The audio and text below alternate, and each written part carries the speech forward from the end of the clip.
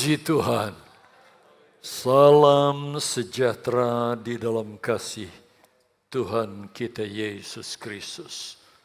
Selamat pagi saya ucapkan kepada Bapak Ibu Saudara yang hadir secara onsite di GPDI Mahanaim dan juga jemaat Tuhan yang mengikuti secara online di masing-masing tempat saudara berada. Kiranya kasih karunia dan berkat Tuhan atas kita sekalian. Di hadapan kita ada meja Tuhan, kita diundang untuk menikmati tubuh dan darahnya yang sudah diberikan bagi keselamatan saudara melewati penebusan yang Dia lakukan di atas kayu salib.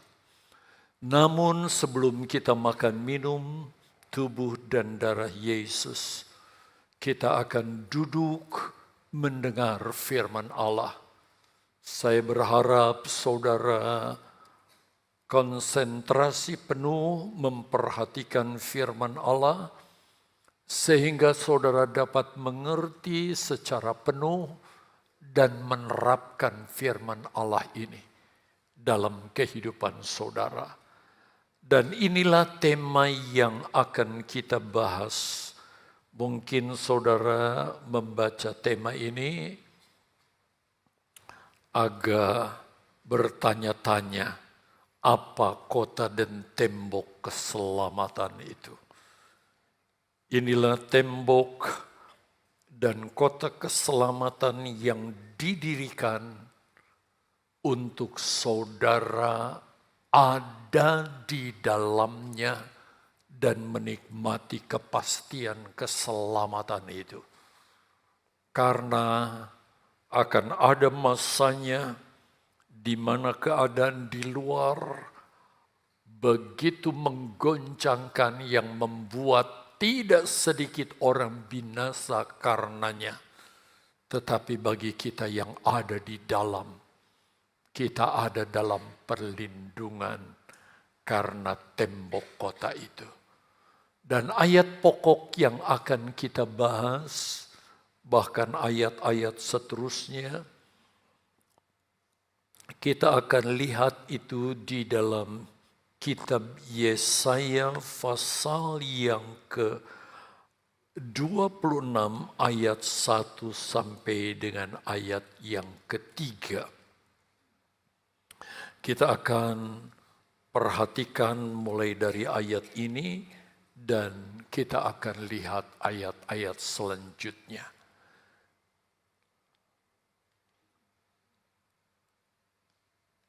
Saya berharap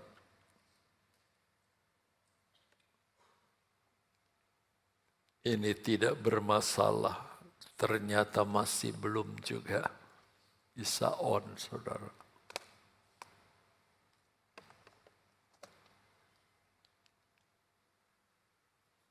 Saudara Jeff mungkin bisa tolong.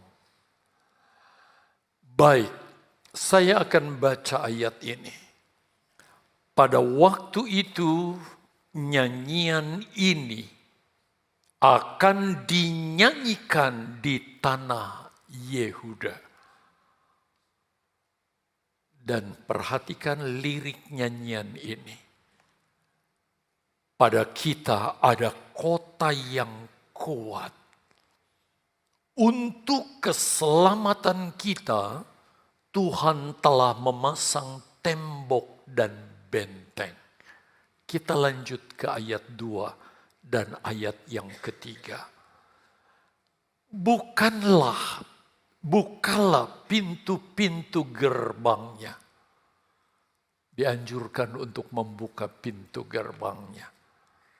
Supaya masuk bangsa yang benar dan yang tetap setia, yang hatinya teguh, kau jagai dengan damai sejahtera, sebab kepadamulah ia, penghuni kota itu, percaya. Bapak Ibu Saudara yang dikasihi oleh Tuhan, nyanyian ini merupakan nubuat yang disampaikan oleh Nabi Yesaya kurang lebih 600 sampai 700 tahun sebelum Yesus dilahirkan. Jadi sebelum Yesus dilahirkan 600 sampai 700 tahun Yesaya sudah menubuatkan. Nubuatan ini dalam bentuk nyanyian. Dan nyanyian ini merupakan akan berdiri satu kota dengan benteng dan tembok yang begitu kuat dan orang yang ada di dalamnya dijamin keselamatannya. Tetapi bagaimana dengan kita yang hidup di akhir zaman?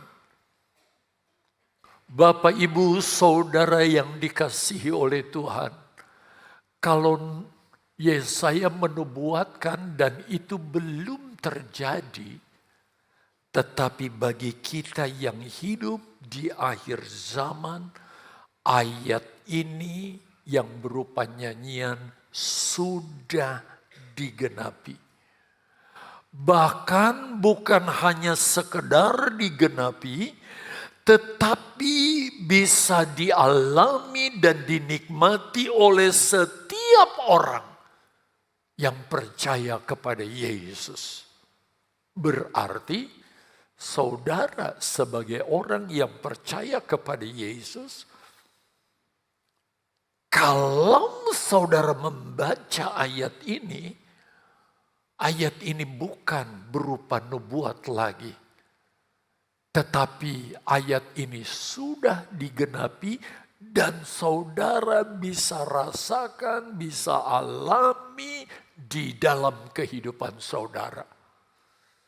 Saya harap hal ini benar-benar terjadi dan dialami oleh saudara. Nah, perhatikan lebih jauh. Yesaya 26 ayat 1 mengatakan, pada kita ada kota yang kuat. Jadi, isi nubuat firman Allah yang mengatakan, pada kita ada kota yang kuat. Ini saudara bisa alami dan rasakan dalam hidup saudara kalau saudara benar-benar sudah percaya kepada Yesus.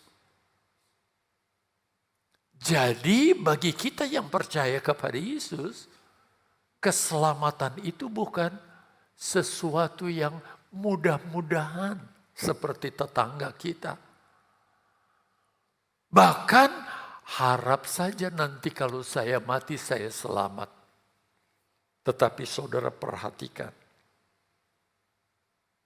Nyanyian ini, liriknya berkata, pada kita ada kota yang kuat untuk keselamatan kita. Tuhan telah memasang tembok dan benteng. Jadi, walaupun kita belum mati, kita masih hidup. Karena kita percaya kepada Yesus, maka lirik nyanyian yang dulu merupakan nubuat yang disampaikan Yesaya. Tetapi sekarang, setelah kematian Yesus di atas kayu salib, ini menjadi sesuatu yang pasti. Sehingga saudara bisa katakan, saya sudah diselamatkan. Walaupun sekarang kita hidup, kita belum mati. Tetapi kepastian keselamatan. Karena Yesus Tuhan telah memasang tembok dan benteng bagi kita. Keselamatan itu sudah dijaminkan di atas hidup kita. Itu sebabnya coba lihat catatan ini. Saya berharap ya, saudara benar-benar memperhatikan khotbah ini. Bahkan saudara bisa mengaplikasikan, menerapkan dalam hidup saudara. Perhatikan, dikatakan kepada kita bahwa Tuhan telah menyediakan bagi kita sebuah kota yang kuat untuk menjamin keselamatan kita. Lewat karya kematiannya. Kota benteng dengan tembok yang kuat itu disediakan buat kita. Dan kalau kita percaya artinya kita ada di dalamnya, maka walaupun kita sekarang masih hidup, kita pasti saudara. Jadi jaminan keselamatan itu pasti bagi orang-orang yang ada di dalamnya. Pertanyaan yang saya ajukan kepada saudara ada di caption. Apakah kita telah menggenapi nubuatan ini? Karena kita sudah ada di dalamnya. Sehingga jaminan keselamatan itu bukan harap-harap nanti kalau kita mati kita masuk surga. Tetapi keyakinan akan kepastian keselamatan itu digenapi di dalam kehidupan kita. Sehingga saudara, apapun yang terjadi dengan gonjang-ganjing di dunia ini, kita akan tetap kokoh kuat. Sehubungan dengan peristiwa yang baru saja terjadi, saya yakin seluruh bangsa Indonesia tahu peristiwa itu.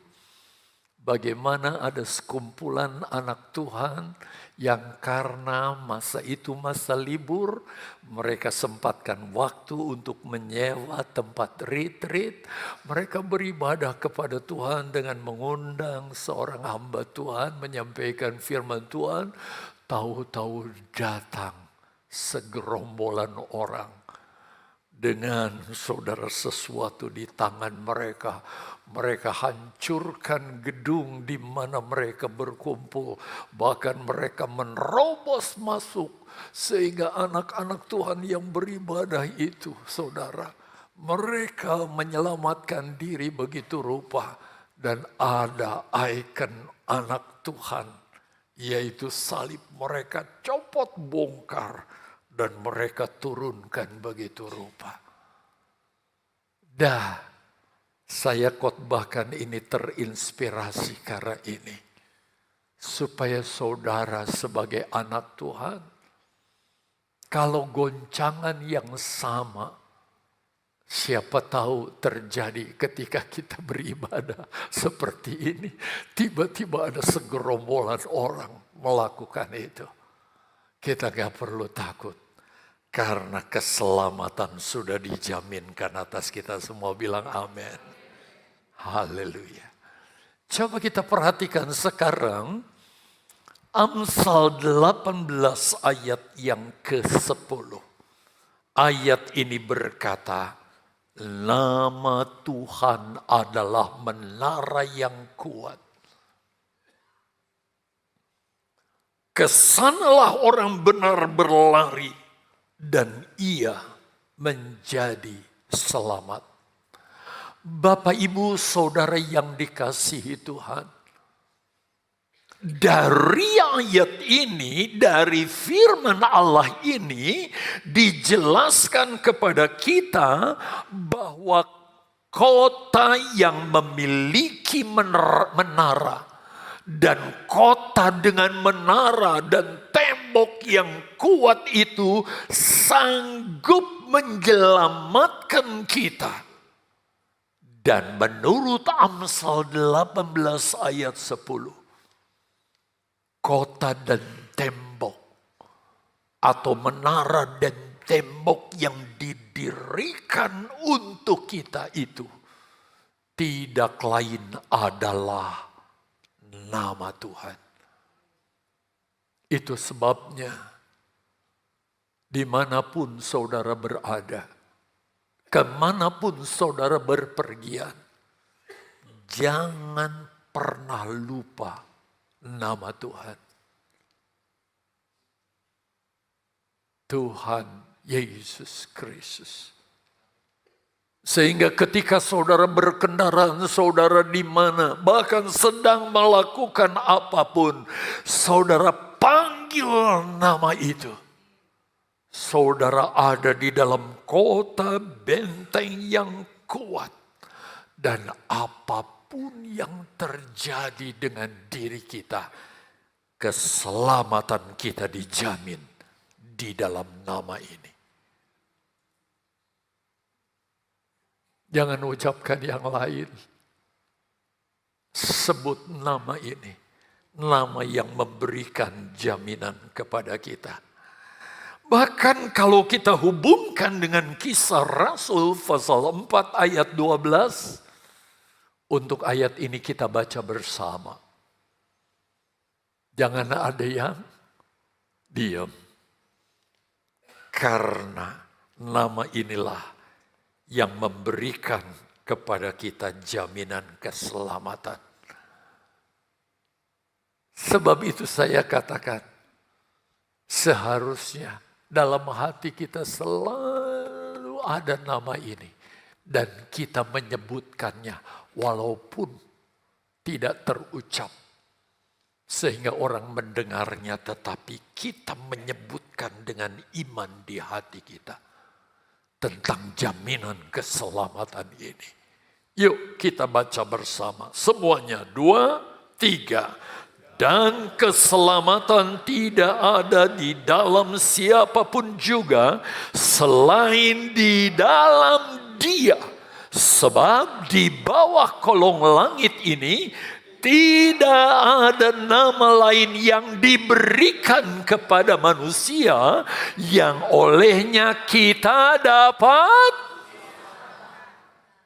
Gak ada nama yang bisa memberikan jaminan selamat kecuali nama ini, yaitu nama Tuhan Yesus Kristus. Saya berharap khotbah ini dengan penekanan ini akan mengubah cara hidup saudara sehingga menyebut nama Yesus adalah sesuatu yang menjadi gaya hidup saudara. Tidak perlu orang mendengarnya, kecuali saudara berani melakukannya. Tetapi ketika kita mengucapkan di dalam hati karena iman kepada nama ini, jaminan keselamatan itu menjadi milik kita. Hanya ada satu nama yang dikaruniakan Tuhan kepada umat manusia di dunia ini. Tidak ada yang lain. Di mana nama ini menjamin keselamatan kita. Dan nama ini baca bersama 2, 3 adalah Tuhan Yesus Kristus. Terlalu naif kita saudara. Kalau kita tahu ini, tapi kita tidak menggunakannya. Tidak mempraktekannya. Ucapkan dengan iman dalam hati kita. Jaminan keselamatan yang diberikan kepada kita. Pertanyaannya. Kenapa hanya di dalam nama Tuhan Yesus Kristus ada jaminan keselamatan? Tentu mungkin saudara bertanya, apalagi yang suka menggunakan logika. Kenapa hanya dalam nama Tuhan? Saya ajak saudara perhatikan ini. Yuk. Yesaya 26 ayat 1 bagian B. Yesaya 26 ayat 1 bagian B. Pada bagian B dikatakan untuk keselamatan kita, Tuhan telah memasang tembok dan benteng. Jadi nama Yesus adalah nama yang menyelamatkan, karena untuk menjamin keselamatan saudara dan saya, Tuhan telah memasang tembok dan benteng yang melindungi, yang menjagai kita. Walaupun begitu banyak orang datang dengan pentungan di tangan dan berbagai-bagai saudara hal yang mereka bawa untuk mengancam anak-anak Tuhan, sebenarnya kita tidak perlu takut. Kalau toh benda-benda itu mengenai kita, sampai kita kepada tewas atau mati, sebenarnya kita hanya mati secara fisik. Tetapi ayat ini menjelaskan bahwa Tuhan sudah memasang tembok keselamatan itu. Mereka bisa membunuh Tuhan fisik kita, tetapi mereka tidak bisa merampas keselamatan itu dari diri kita. Karena kepada kita sudah dijaminkan keselamatan itu. Coba lihat catatan di bawahnya. Untuk menjamin keselamatan kita, satu-satunya cara bagi kita adalah kita harus tetap ada di dalam kota benteng itu, yaitu iman kepada Yesus.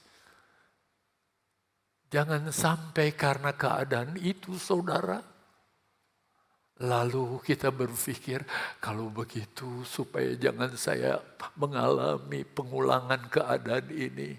Udah pulang, aku mualaf aja, aku ganti imanku. Aduh, cilaka kalau sampai ada keadaan seperti itu. Tetapi kita diingatkan, biarlah kita tetap ada di benteng itu. Di dalam Yesus yang menjadi keselamatan kita.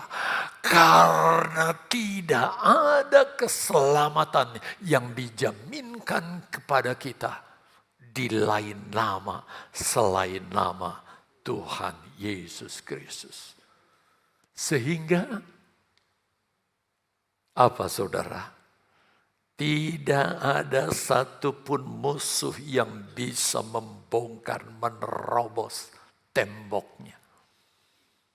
Yang merampas keselamatan itu dari kita. Nggak ada. Karena ada tembok dan benteng yang melindungi, menjagai kita. Nah, apakah yang dimaksud tembok dan benteng? Sehingga musuh, bahkan iblis sekalipun tidak bisa menerobosnya. Orang-orang yang berusaha, dia hanya bisa mungkin melukai kita, bahkan sampai menyabut nyawa kita. Tetapi mereka tidak bisa menerobos tembok itu untuk mengambil keselamatan kita. Tidak. Saya ajak saudara ke Mazmur Yohanes pasal 10 ayat 27 dan 28 bahkan ayat 29. Coba saudara amati. Kalau saudara baca dalam hati saudara. Domba-dombaku mendengarkan suaraku. Dan aku mengenal mereka dan mereka mengikuti aku. Dan aku memberikan hidup yang kekal kepada mereka. Agama mana, kepercayaan kepada siapa yang mendapat jaminan seperti ini, saudara, di dalam iman kepada Dia selagi kita masih hidup? Dan aku memberikan hidup yang kekal kepada mereka. Perhatikan kalimat berikutnya. Dan mereka pasti tidak akan binasa sampai selama-lamanya. Satu jaminan dengan kepastian. Pasti tidak akan binasa sampai selama-lamanya. Saudara yang benar-benar percaya kepada Yesus dan posisi kita ada di dalam tembok perlindungan yang didirikan oleh Yesus itu, kita mendapat jaminan pasti bahwa kita tidak akan binasa sampai selama-lamanya. Kalimat berikutnya saudara perhatikan. Dan seorang pun tidak akan merebut mereka dari tanganku.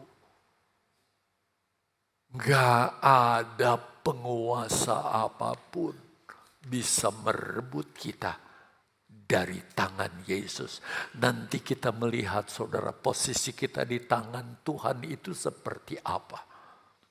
Gak bisa merebut. Cari kepercayaan mana, iman kepada siapa yang mendapat jaminan seperti yang diberikan kepada kita. Pegang itu baik-baik. Saya yakin kalau saudara mengimani ini, mulai dari tahu ya, mengerti ini dan mengimani ini, apapun tidak akan membuat saudara mundur. Apalagi cuma cewek cantik yang ketika saudara tanya bahwa aku cinta kamu. Oke, kamu boleh menikah dengan aku asal lepaskan agamamu, kepercayaanmu. Tidak sedikit anak Tuhan, anak muda. Tunduk aja saudara. Saudara tidak akan pernah melepaskan Yesus. Karena apapun. Perhatikan sekarang ayat 29. Bapakku yang memberikan mereka kepadaku. Jadi saudara lihat ayat ini menjelaskan ketika kita percaya kepada Yesus, maka Yesus, Bapa mempercayakan kita, diri kita, hidup kita ke tangan Yesus. Perhatikan kalimat pertama. Bapakku yang memberikan mereka kepadaku lebih besar daripada siapapun. Dan yang menarik ini saudara, perhatikan kalimat selanjutnya. Dan seorang pun tidak dapat merebut mereka dari tangan Bapa. Kita diserahkan oleh Bapa ke tangan Yesus, tetapi kalimat ini mengatakan seorang pun tidak dapat merebut mereka dari tangan Bapa.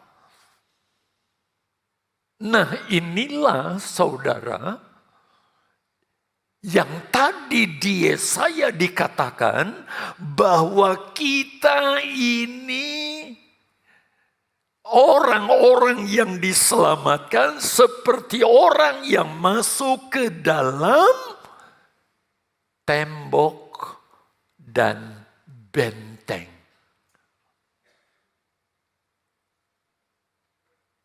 Ada tembok yang melindungi, sementara kita ada di dalam benteng. Nah, apa artinya ini? Melindungi kita di dalam tembok dan benteng. Itu tidak lain adalah tangan Yesus dan tangan Bapa seperti Yohanes tadi di ayat yang ke-29. Lihat kalau saya ilustrasikan. Kita ada di tangan Bapa dan juga tangan Yesus. Ada dua tangan yang menggenggam kita. Yang menjamin keamanan keselamatan kita. Dan siapa bisa menerobos untuk mengambil kita, membunuh kita, membinasakan kita? Dua tangan ini menjamin keselamatan kita. Sehingga saudara yang dikasihi Tuhan, kedua tangan itu menjaga dan melindungi kita sebagai anak-anaknya, yaitu tangan Yesus dan tangan Bapa. Belum berhenti sampai di situ. Sebagai orang yang sudah berada di dalam lindungan tangan Yesus dan Bapa, tanggung jawab yang harus kita lakukan adalah inilah yang harus kita kerjakan. Bukan berarti setelah kita percaya kepada Yesus, kita ada dalam jaminan dua tangan, tangan Yesus dan tangan Bapa. Sudah aman, kita lupa kepada Tuhan.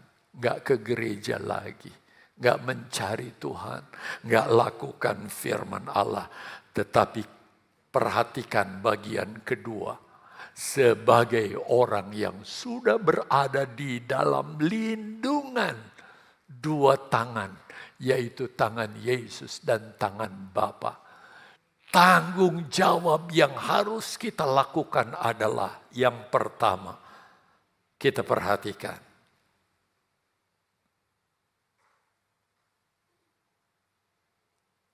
Tanggung jawab yang pertama ini bukan hanya pendeta-pendeta yang harus melakukan. Pelayan-pelayan Tuhan full time.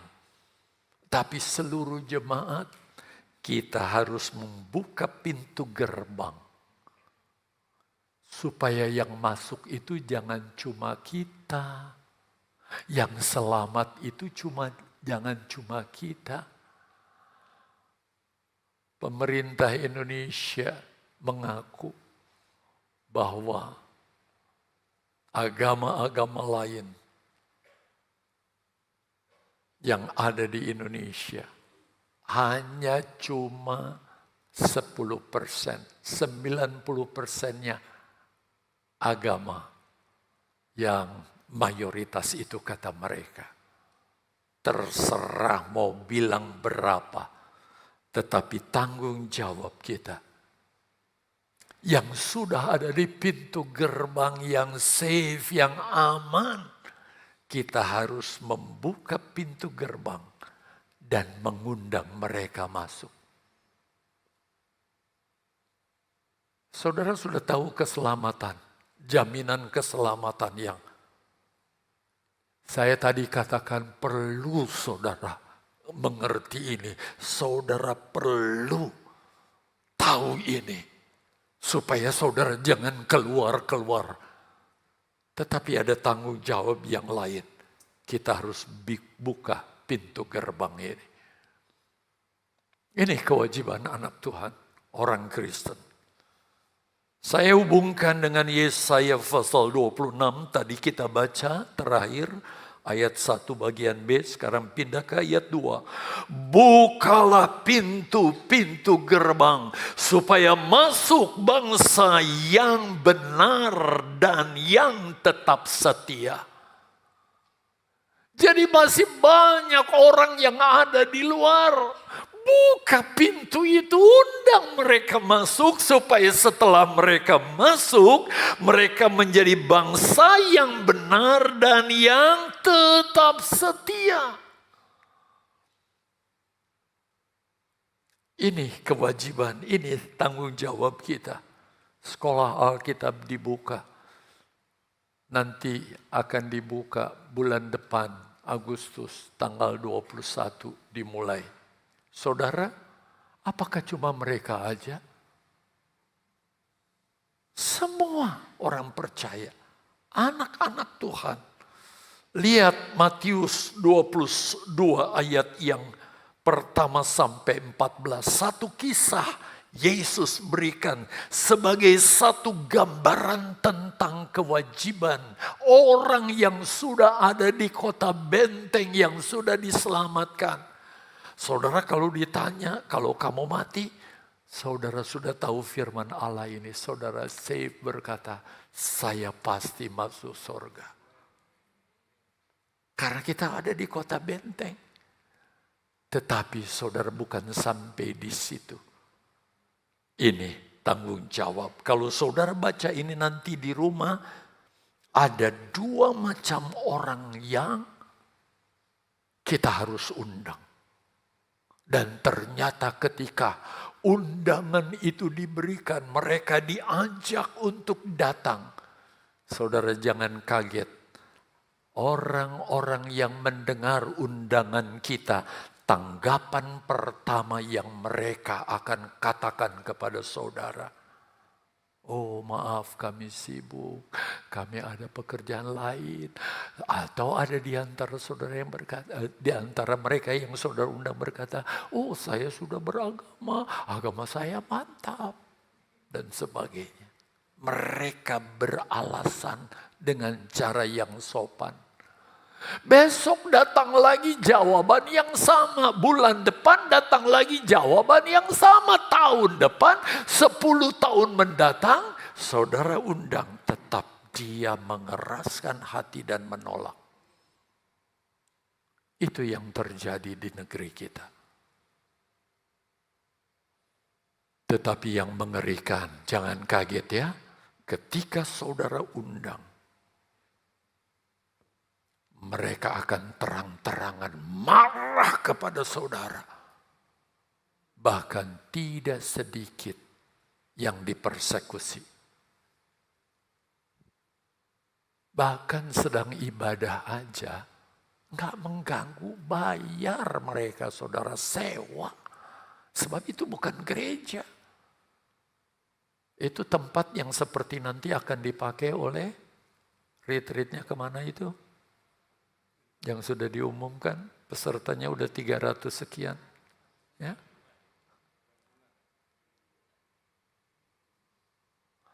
Mereka terang-terangan saudara, bahkan tidak sedikit yang dibunuh karenanya. Beberapa kejadian terjadi, saya rasa saya nggak perlu cakapkan, apalagi ini langsung ya saudara. Saudara lihat catatan ini. Apapun bentuk dan cara penolakan mereka, mereka tidak akan luput. Sebaliknya mereka pasti satu saat dibinasakan. Saat Yesus datang kedua kali. Kenapa? Karena menolak. Orang yang menolak Yesus tidak akan diselamatkan. Kalau Yesus datang kedua kali, dia akan membinasakan orang-orang yang menolak dia. Tapi kita sebagai orang-orang yang dipercaya oleh Tuhan, kita sudah mengerti dari firman Allah, ada tanggung jawab dalam diri kita di mana kita harus mengundang mereka. Aku punya tempat yang aman, kamu pasti tidak akan binasa ketika nanti terjadi kehebatan penghakiman, kami semua yang ada di dalamnya dilindungi oleh benteng dan tembok itu. Tapi karena mereka menolak, mereka akan alami kebinasaan. Namun perhatikan saudara, apakah karena undangan itu ditolak lalu Tuhan itu marah dan pintu ditutup? Sehingga mereka kehilangan kesempatan untuk selamat. Saudara perhatikan. Kesabaran Yesus luar biasa. Pintu itu tidak ditutup. Pintu keselamatan itu tidak ditutup. Sebaliknya, lihat. Yesus akan menyelenggarakan pesta yang begitu luar biasa. Dan semuanya diundang masuk ke pesta itu. Hal ini saudara bisa lihat dalam Injil Matius 22 ayat yang ke-10. Saya baca ayat yang ke-10 saja. Dikatakan dalam Matius 22 ayat 10, maka pergilah hamba-hamba itu. Dan mereka mengumpulkan semua orang yang dijumpainya di jalan-jalan. Yang dijumpai orang apa? Orang-orang jahat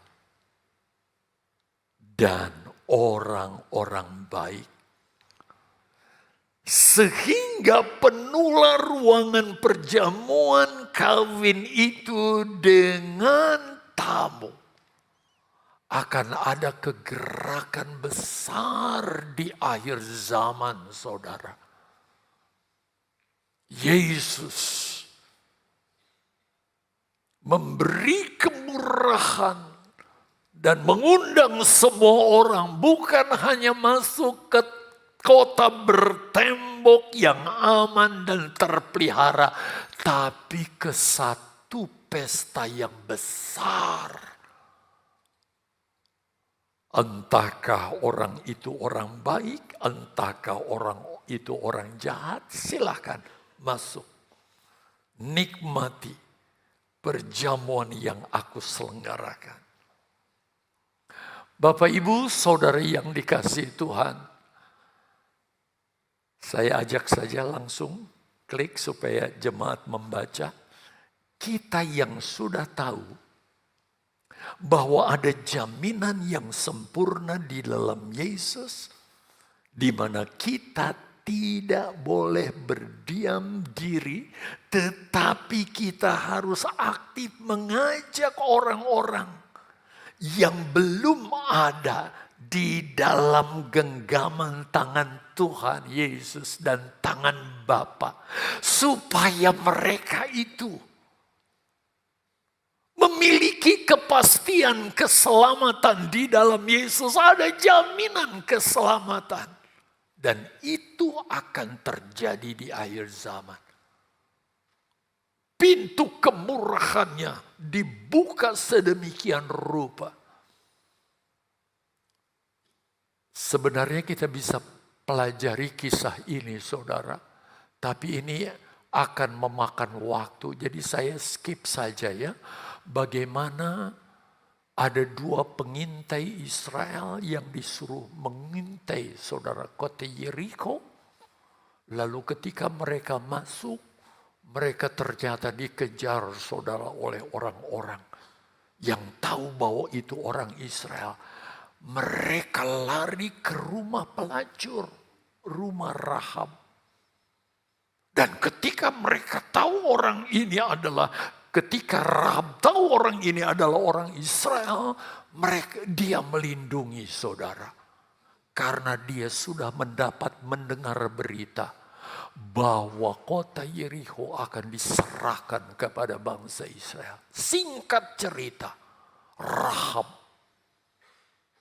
memberi peluang kepada orang itu untuk tidak dilapor kepada bangsa Israel. Disembunyikan di tumpukan jerami, saudara. Sehingga ketika orang datang ke rumahnya memeriksa, ada orang Israel masuk sini. Dia katakan, tadi ada tetapi entah lari kemana, silakan kamu cari. Dicari enggak ada, saudara. Padahal ada di dalam tumpukan jerami, disembunyikan. Lalu orang ini dapat kemurahan Rahab ini.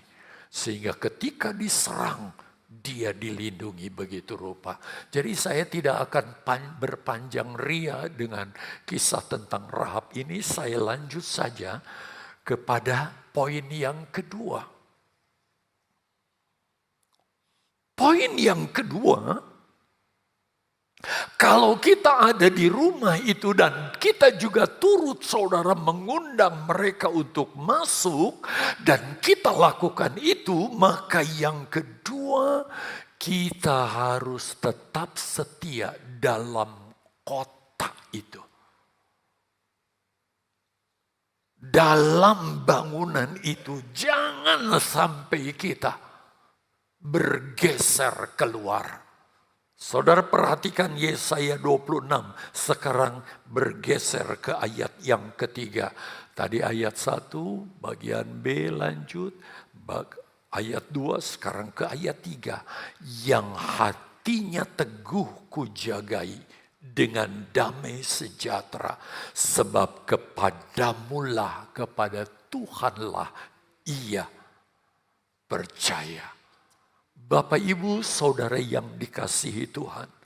Bagi kita yang sudah ada di dalam Yesus, yang sudah percaya kepada Yesus, bahkan saudara bukan hanya mengundang orang untuk datang, mengajak mereka yang belum percaya untuk menjadi percaya, saudara terlibat di dalam pekerjaan Tuhan, maka saudara benar-benar merasakan jaminan keselamatan itu di dalam Yesus. Bagaimana caranya sekarang untuk kita tetap bisa memelihara keselamatan itu? Saya tanya kepada saudara, saudara sudah selamat? Yakin kalau Tuhan panggil, saudara pasti masuk surga?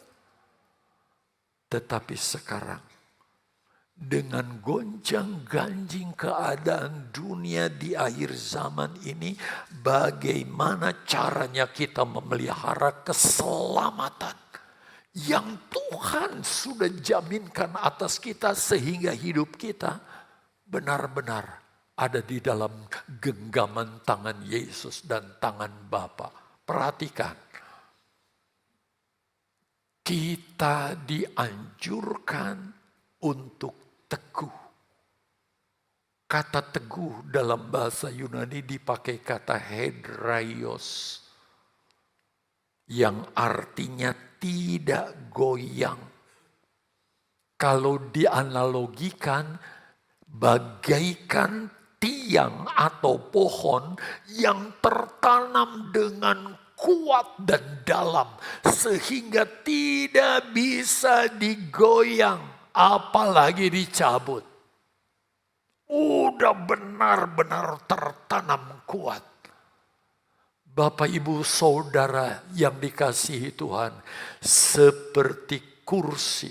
Kalau kursi kakinya 4, ya. Kalau ini kakinya bulat, saudara. Sama tinggi, sehingga ketika didirikan di atas lantai yang datar, dia, saudara, berdiri dengan betul-betul stabil dan mantap. Nggak goyah sedikit pun. Tadi di ibadah pagi saya katakan, di ruang Beth Eden itu banyak kursi yang kalau saya duduk ternyata keempat kakinya tidak sama rata. Karena mungkin ketika susun terlalu padat, terlalu keras, bahkan ditekan begitu. Saya katakan cukup 4 atau 5 saja gitu. Tapi seringkali ya begitu. Sehingga kakinya tidak lagi stabil. Tetapi yang diinginkan, lihat kalimat terakhir, kata terakhir. Dipakai kata settled, mantap, tidak jomplang. Kekristenan kita, hidraios, kuat, gak bergeser sedikit pun. Saudara perhatikan ini yang ketiga. Meyakini sepenuhnya tentang keselamatan itu. Sehingga siapapun dan apapun tidak akan bisa menggeser saudara dari Kristus. Coba kita lihat saudara. Matius 22 ayat 11 sampai 13. Yang menceritakan bagaimana raja itu mengundang orang-orang untuk masuk ke dalam pesta. Menikmati pesta itu. Terserah mau orang baik, mau orang jahat masuk ke pesta itu. dijamin di pesta itu mereka akan berubah. Itu sebabnya ketika raja itu masuk untuk bertemu dengan tamu-tamu itu, ternyata sebelum pesta diadakan, diselenggarakan, dilakukan, entah dari pintu yang mana, ini raja datang, dia masuk. Pribadi ke pribadi, saudara, dia berpindah, dia menanyai orang tersebut. Dan dilihat pakaian yang dikenakan. Ternyata ia melihat seorang yang tidak berpakaian pesta. Mungkin saudara bertanya tentang perumpamaan ini. Kalau orang sembarang diundang, ya bisa aja orang itu nggak datang dengan pakaian pesta.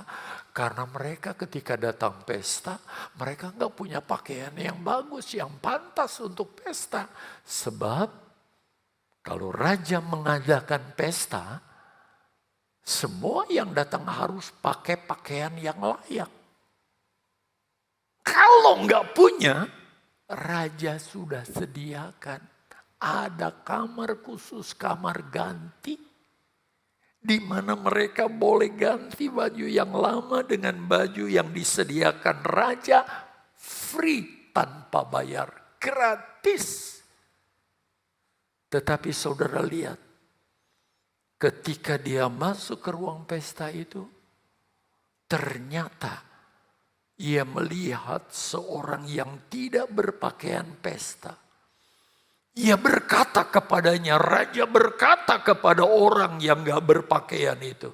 Hai saudara, bagaimana engkau masuk kemari dengan tidak mengenakan pakaian pesta? Orang itu gak bisa menjawab. Tetapi orang itu diam saja. Dalam terjemahan lain dipakai kata, ia kebengang.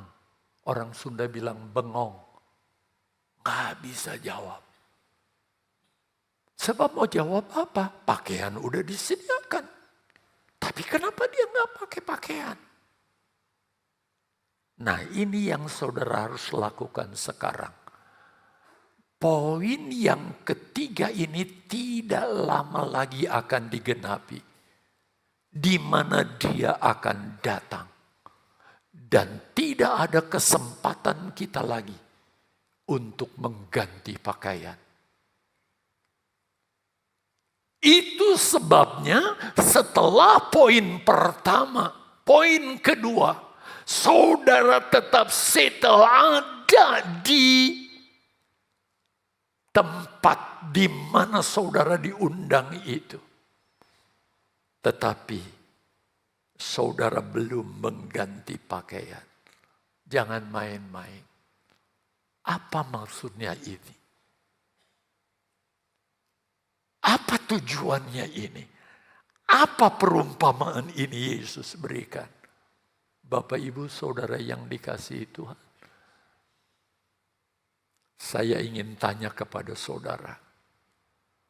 Ketika saudara datang beribadah, tujuan saudara beribadah itu untuk apa sih? Apakah kita cuma datang duduk, tepuk tangan memuji Tuhan? Disediakan amplop, kemudian saudara berkorban.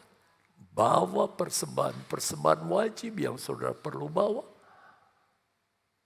Tetapi jangan lupa, firman Allah disampaikan. Dan firman Allah yang disampaikan dari orang-orang yang secara berganti termasuk saya selaku gembala. Menyampaikan firman Allah. Adalah mungkin seperti rinso yang membersihkan. Seperti kain yang harus ditambalkan ke kain yang robek, kain yang kotor. Dan sebagainya. Sehingga dari hari ke hari, jemaat terus diperbaiki dari ujung kepala sampai telapak kaki supaya kita ketika diperiksa keadaan kita layak untuk pesta itu. Tetapi kenyataannya bagaimana? Saya ingin tanya kepada saudara, kenyataannya bagaimana? Saya harap enggak di sini. Sementara firman Allah disampaikan, yang khotbah, saudara enggak peduli. Sehingga rinso itu yang harusnya buat bersihkan. Seperti kita menolaknya. Minggu depan datang lagi. Nggak tahu kalau HP kekecilan, dia bawa tape kali ya. Wah. Tapi bukan firman Allah. Atau mungkin tidur. Atau ngobrol. Atau pikiran kemana. Dan di hadapan Tuhan, kita seperti orang yang gak ganti baju. Padahal dia sudah sediakan. Gratis. Dia sediakan itu untuk pesta, tapi kita menolaknya secara tidak langsung. Sebab itu robah cara kita beribadah. Supaya jangan hal ini terjadi pada kita. Yang pada akhirnya, apa yang dilakukan oleh sang raja ketika melihat ada orang yang menolak pakaian pesta. Dia tuh kebengang karena malu. Dia mau jawab apa? Yuk kita pindah ke ayat 12 dan 13. Dikatakan lalu kata raja itu kepada hamba-hambanya. Ikatlah kaki dan tangannya dan campakkanlah orang itu ke dalam kegelapan yang paling gelap. Dan di sanalah akan terdapat ratap dan kertak gigi. Akhirnya gak ada ampun lagi. Kegerakan besar mengizinkan orang untuk datang mencari Tuhan. Oleh kemurahan Tuhan diberikan pakaian pesta itu untuk kita kenakan. Tetapi jangan disia-siakan. Berapa tahun kita jadi anak Tuhan. Tetapi tahun-tahun yang kita lewati di gereja, kita tidak gunakan untuk mengganti pakaian kita. Ketika firman Allah datang menegur kita, kita perbaiki diri kita. Dan inilah kemurahannya yang saatnya akan tiba, di mana Dia akan memeriksai satu persatu keadaan kita. Itu sebabnya sebagai penutup, ada dua tantangan yang dihadapi oleh orang percaya di akhir zaman. Yang pertama, kegerakan yang tujuannya adalah menggoyahkan iman orang-orang percaya. Tetapi kalau kita bertahan, orang yang bertahan sampai pada kesudahannya, dia akan selamat. Akan ada goncangan yang hebat. Saudara, kalau kita lihat itu di Citangkil, Cidahu, itu masih kecil dan baru permulaan. Akan datang yang lebih hebat lagi. Dan orang yang bertahan akan selamat. Dan yang kedua, jangan kaget. Itu adanya di sini. Bentuknya apa? Meragukan firman Allah. Bahkan mungkin tidak sedikit yang berkata, itu Yus mainandar ngecap aja. Nggak usah didengar itu. Akan banyak. Coba Lukas 18 ayat 8. Aku berkata kepadamu, ia akan segera membenarkan mereka. Akan tetapi jika anak manusia itu datang, adakah ia mendapati iman di bumi? Gak ada iman. Walaupun Kristen. Sehingga firman Allah dalam bentuk apapun diragukannya saudara. Bagaimana dia mau ganti baju dengan pakaian pesta? Kalau kekristenannya kayak gitu. Dan lihat catatan terakhir saudara. Ada orang yang lebih meyakini apa yang dikatakan orang-orang.